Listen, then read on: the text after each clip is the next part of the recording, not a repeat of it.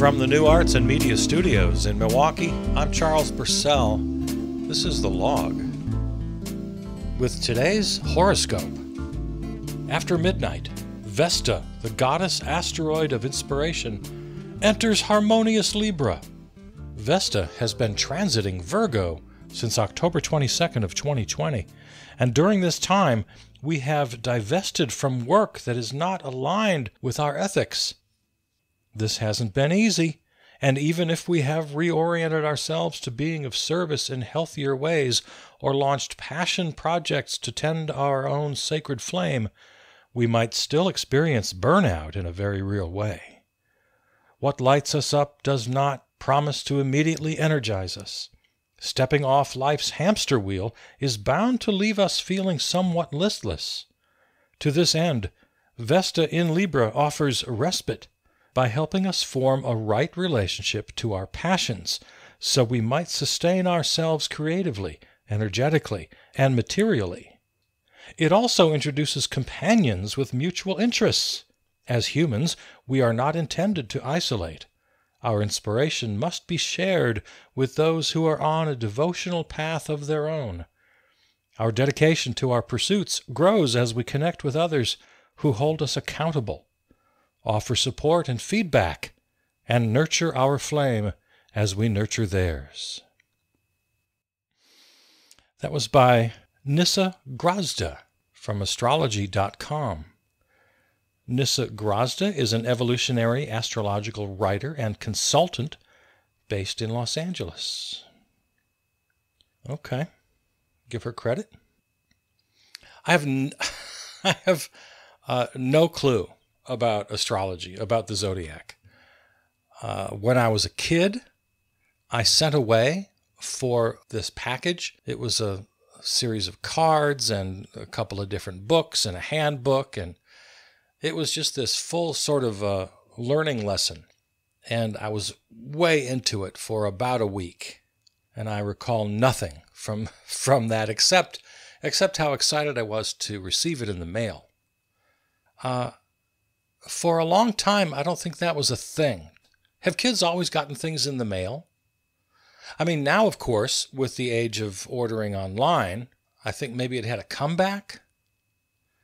I don't know. My attitude about astrology is I'm not going to fight you about it. It seems, just on the face of it, it seems ridiculous and silly. But not that long ago, my son, who is a little bit into it, more than I am, and I think maybe his partner is more into it than both of us, he had an explanation which made me stop and think, oh, okay, I guess that could happen. I wish I could repeat it now, but I honestly don't remember what it was. I just remember the quality of it. The quality of the explanation had some reason to it. There was some logic.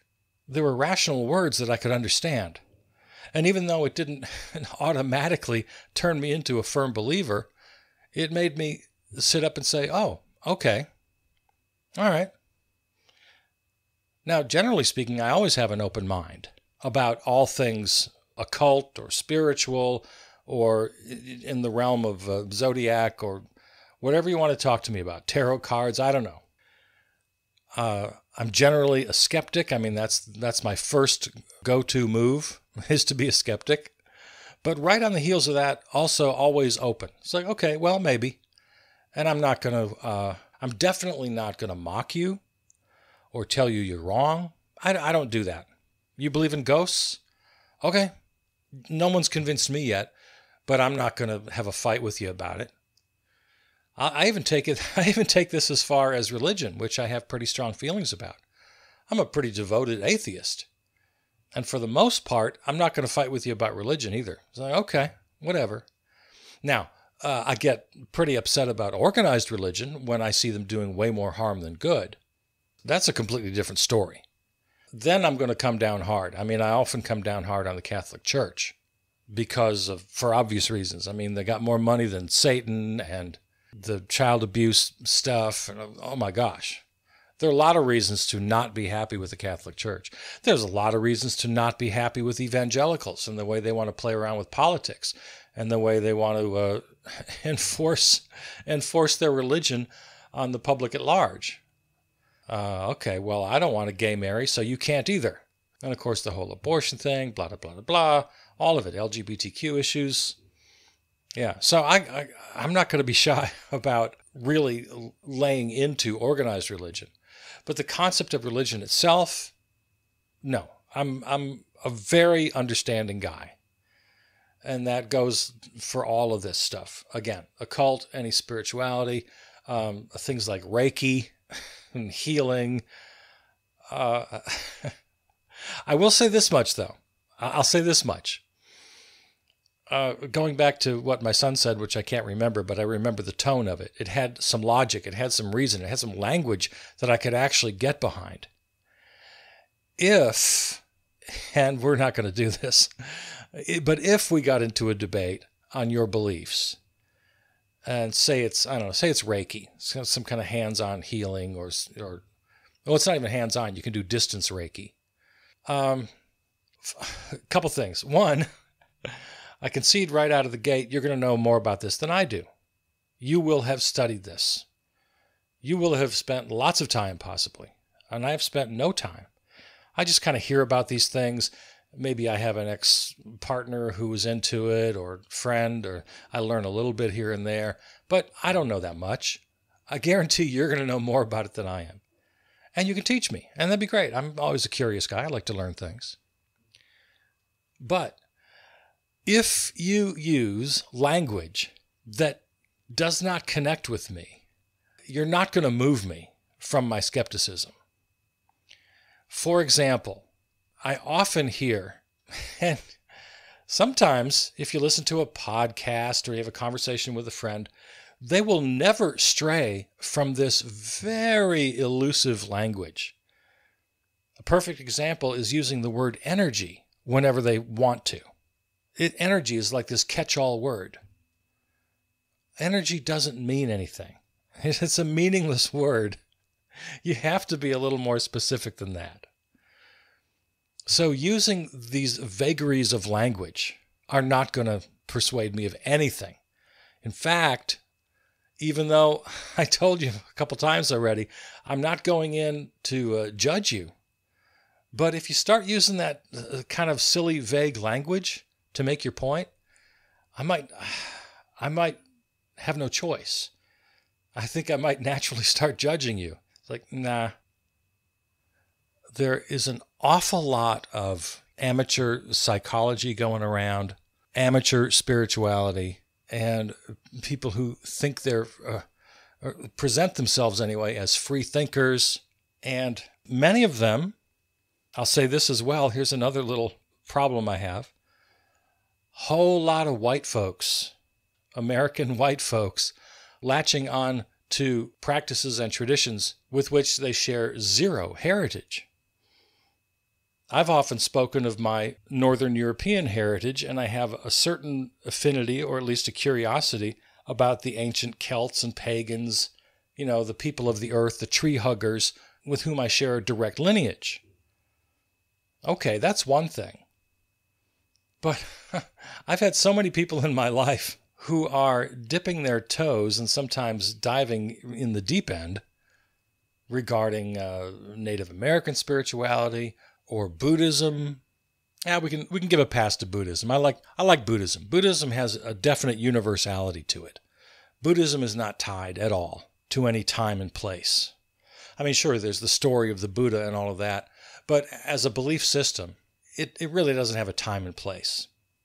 So I'll forgive that one. But a lot of spiritual traditions definitely are tied to a time and a place and a heritage. And if you're glomming onto that, yeah, I'm going to probably think less of you. I'm sorry. That's where I might fall into my judgmental phase. Trying to think of some other language they use. Energy's the big one. But generally speaking, they're not hard to spot if you really listen. The amateur psychologist, the amateur spiritualist, the amateur expert, if they're using language that's only for them, I guess the biggest sin of all is if they'll say something like, well, if you don't understand, I can't help you. The fact that you can't understand is just proof that you'll never understand. You just don't get it. No, no.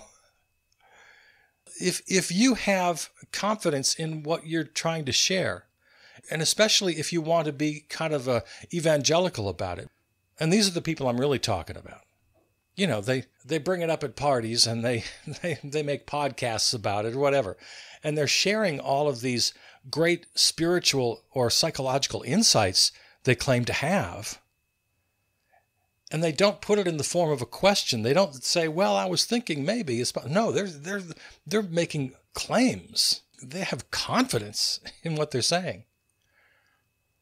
And if they can't put it in language that other people can understand, if it's only language that people already inside the club can share, then I am highly suspect. I guess my bottom line is still pretty easygoing. Yeah, if that's your thing, okay. But the minute you start trying to convince me or to convince other people, yeah, you know, I'm going to call them out. I'm going to call that person out.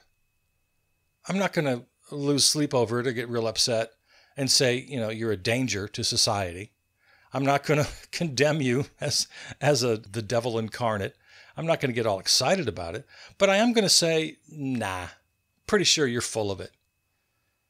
And if I asked you to put your beliefs into language that other people might understand, and you claim that's not your responsibility, yeah, I'm not going with you.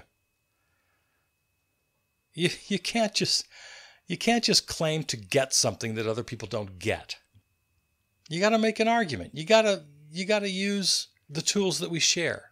And what tools do we share? Basic language, basic functions of reason and logic. Just, you know, putting a sentence together, putting a thought together, putting a basic argument together. Make your case. If you immediately fall into this vague, dreamy, weird language that's just kind of your code, nah. I think you're fooling yourself. All right, well, let's leave that world and go to the world of science. I could just hear all the people I've made mad with my first segment, because I did. I made several people angry. And just the very idea that next time going to science, I can hear them already. Oh, scientism. You believe in science. What's the difference? Yeah, there's a difference. There's a difference. Now, here's my confession. I know about as much about science as I do about spirituality and all of that, and Reiki and horoscopes and all of it. I try to understand science. I'm just not very smart. And I get the fundamental difference.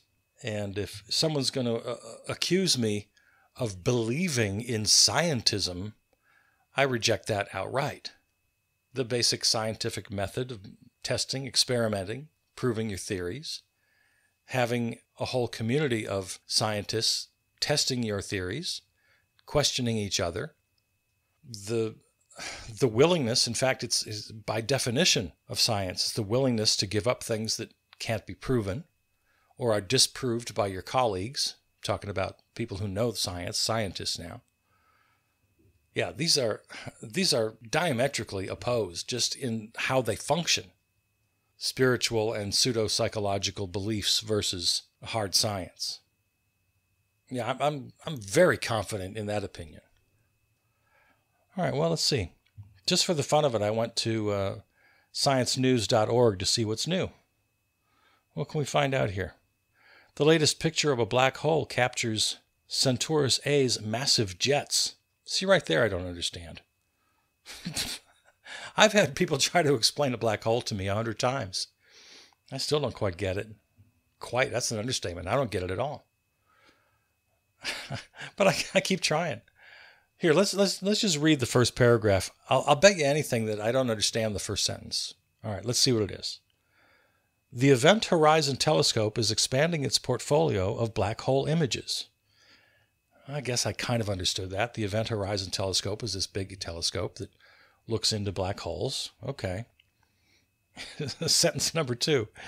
In 2019, the telescope unveiled the first image of a black hole. Oh yeah, that made a lot of news. Revealing the supermassive beast 55 light years from Earth at the center of galaxy M87. That lopsided orange ring showed the shadow of the black hole on its glowing accretion disk. Accretion? Of infalling material. Yeah, I'm lost already. Since then, observations from the Event Horizon Telescope, or EHT, have yielded more detailed views of M87's black hole. Now, EHT data have revealed new details on the supermassive black hole at the heart of a galaxy near our own called Centaurus A. Rather than zooming in close enough to see the black hole's shadow, the new picture offers the clearest view yet of the powerful plasma jets erupting from the black hole. This perspective gives insight into how supermassive black holes blast such plasma jets into space, researchers report online recently. Okay, so I'm completely clueless.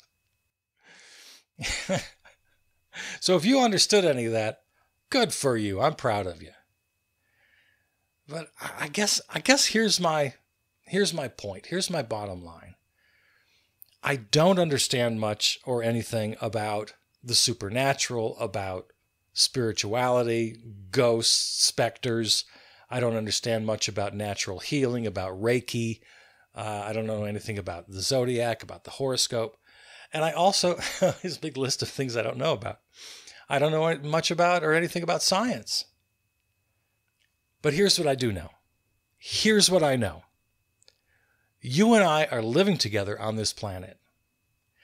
And I believe, and I think I can make a pretty strong case for it, that we need to live together. We need to function together. We can't all just do whatever we want, whenever we want. Life doesn't work that way. Now, remember, you're listening to a real sort of introvert here. I love being on my own. I love my alone time. I'm not a real social person. But I do understand that each of us has a responsibility to live in a social world of some kind. We have to work together. I'm not going to be totally self-sufficient. I'm not going to go out in the woods and grow my own food and cut my own hair and, I suppose I could, but let's be real. We're not going to do that. We rely on each other. This I know. Of all the many things I don't know, this I know for sure. We rely on each other.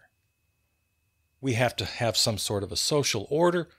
We have to have some sort of an economic order, some sort of commerce, some method by which we produce and distribute goods and services. We have to have some sort of a governmental order by which we hold each other to account. Now, I'm being vague here. I accused other people of being vague. Well, I could make my case, and I do every day on this podcast. I make my case for the kind of systems we ought to have. For the purposes of our discussion today, I don't need to do that. I'm just saying that whatever systems we choose, we've got to do it together. So that's why I can reject, and I can be a little judgmental about people who want to spout their opinions regarding sort of ethereal concepts that they themselves don't even really understand. That's my accusation. So even though I don't understand the whole world of the zodiac, just as I equally really don't understand anything about black holes, I do have the ability to differentiate between the two, to understand the fundamental differences between the two. And if I'm going to put my faith in other people, which I've already explained that we have no choice. We have to rely on each other. So I have a choice to make. Am I going to rely on scientists? Or am I going to rely on these other folks who just really can't explain themselves? If I'm preaching anything today, this is my sermon. You want to glom onto somebody else's tradition and go out into the forest and beat on a drum, and you want to call spirits from the netherworld, and you want to do all that stuff. Okay, fine. Have a good time. But when it comes to that time of day, when we all have to get together and make decisions about, say climate crisis, which path do I want to go down? Do I want to rely on the person praying in the woods? They might be lovely people. Fine. Fine. Pray in the woods. More power to you. I hope it works. But when the time comes when all of us have to get together and make some important decisions, for me, there's no contest. Even though I don't understand the science of climate change, because I'm kind of dumb. I am smart enough to know which person to listen to, which person to follow. And I'm smart enough to hear an advocate explain their position. That I've got enough brains for. And if you can't explain your position, as I was saying earlier, if you're only using this kind of weird specific language that only the people in your club understand, then you're going to have zero sway with me. As opposed to people who have dedicated their lives to science and research, whether it be in the natural sciences, biology, climate, whether it be in the social sciences of economics, politics, political theory, philosophy. I mean, these are very different worlds. And if we accept the premise that I'm starting with, it's been unspoken up until now. My unspoken premise is that, I guess I did mention it earlier. We have to do this together. I believe in collective action. I believe in democracy. I believe that people are social, that we have to live together. I think it's a pretty safe assumption. I don't think I'm going out on any big limb here. We have to live together, and therefore we have to communicate and we have to make decisions together. And if you're out in the woods banging on a drum, lovely, do it. But if you put yourself in opposition to the scientists, if you dismiss academia, which many of them do, I know I'm using us and they language kind of stuff, I'm sorry, but that's also very common. It's very common. Those amateurs who delve into the spiritual and the psychological and kind of really don't know what they're talking about, many of them are very, very quick to dismiss those who really have dedicated their lives to the study of these issues, to dismiss science, to dismiss academia.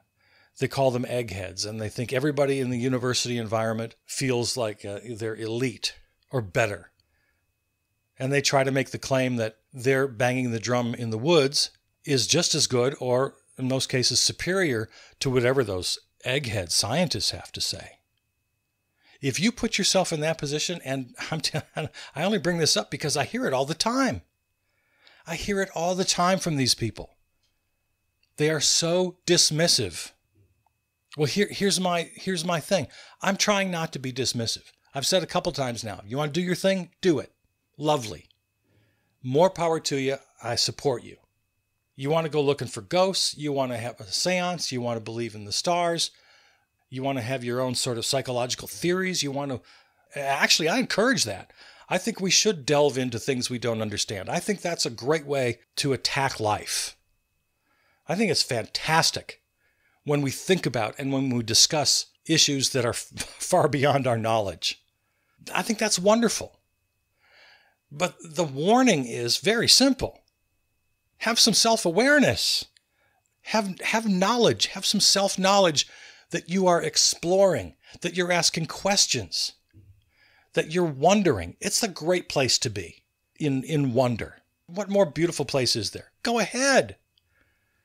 But the minute you put yourself in opposition to established scientists and university-level experts, people who've dedicated their lives to the study of a particular topic, and they've written books, and they've gone to seminars, and they've had meetings, and they've tested each other's theories, and they know the history of their field, the minute you put yourself in opposition to those, and you prefer the dreamers and the experimenters exclusively, I've said many times now how I admire that area of pursuit, but only if it's self-aware.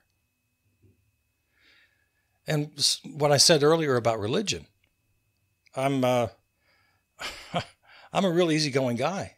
Whatever religion you want is fine. But when it starts impacting me and it starts impacting the world generally, it starts impacting politics, and now all of a sudden you're making bigotry legal. You're codifying bigotry, basically, and you're denying women autonomy over their own bodies. Yeah, then you're going to have a fight with me. And then you are doing damage.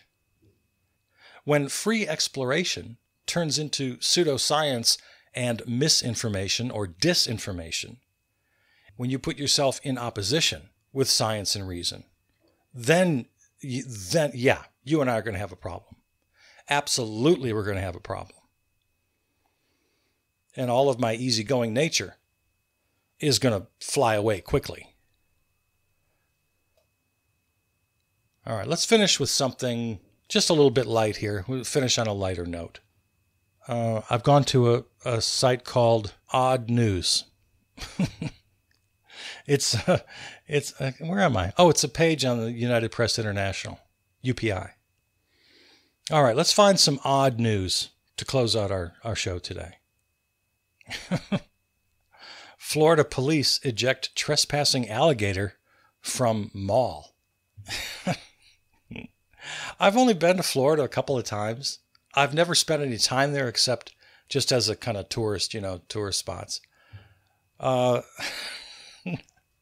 got to confess, just based on the kind of media it gets, I can't imagine living in Florida. Police in Florida responded to a mall where they were summoned to remove an unusual trespasser, a young alligator. The Largo Police Department responded to the Largo Mall when witnesses reported the small gator lurking outside of stores. Police shared a video of officers carrying the trespasser away after securing it with a snare. The department shared a photo of the gator next to a wall just before the capture, saying it was the suspect just before the apprehension. Does that happen a lot? I'm looking at a picture, and I can't tell. They don't have anything for reference. Let's see. I guess there's a leaf, a fallen leaf next to the gator. Here, let me play the video, see if that helps me at all. Okay. Yeah, it's about the size of a large cat, like a really large cat, plus the tail. Yeah, it's a small alligator, but still, you don't want to come across this thing. This happened a lot in Florida?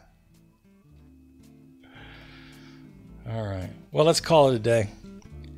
By the way, if you want to listen again or listen to other episodes, go to charlesburcell.com. That's your best bet. All the links are there for everything. Follow me on social media, Facebook and Twitter. If and when you do, make sure to follow and like and comment, do all those things. It helps us. And the most important thing, share. Share the podcast if you like it. It's the best way for us to get out there. Thanks to River West Radio, riverwestradio.com. They're our flagship terrestrial station. And thanks to Peter Donalds, who wrote and performed our theme song. All right, there it is. I love you. I'm Charles Burcell.